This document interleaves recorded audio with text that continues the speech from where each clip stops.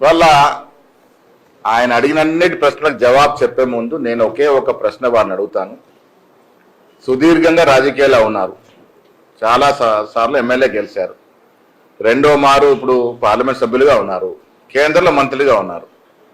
ఇన్నేళ్ల చరిత్రలో మీరు ఈ రాష్ట్రానికి చేసింది ఏమిటి? ఇలా 5 సంవత్సరాలుగా మంత్రిగా ఉన్నారు కదా, మీ రాష్ట్రానికి తెచ్చిన నిధులెంత? ఈ రాష్ట్రానికి తెచ్చిన ప్రాజెక్టులన్నీ? తెచ్చుడు దేవుడారు. ఒక్కసారన్నా మీరు ప్రధానమంత్రి వద్దకు వెళ్ళి మా రాష్ట్రానికి ఈ రకంగా అన్యాయం జరుగుతూ ఉంది, దీన్ని తీర్చండి ప్రభు అని అడిగిన పాపన పోలే. మీరు పొద్దున లెగిస్తే ముస్లిం జపం, మస్జిద్ జపం, అది లేని మీకు ఓట్లు లేవు. నేను ఇవాళ అడుగుతా ఉన్నాను, ఎవరితో ప్రేమ చిగురిస్తుందని ఆశించి మీరు ఎమ్మెల్సీ ఎన్నికల్లో పోటీ చేస్తా ఉన్నారు? సంఖ్యాబలం లేదు కాబట్టి మేము తప్పుకున్నాం. తప్పుకుంటున్నాం చెప్పి తప్పుకున్నాం.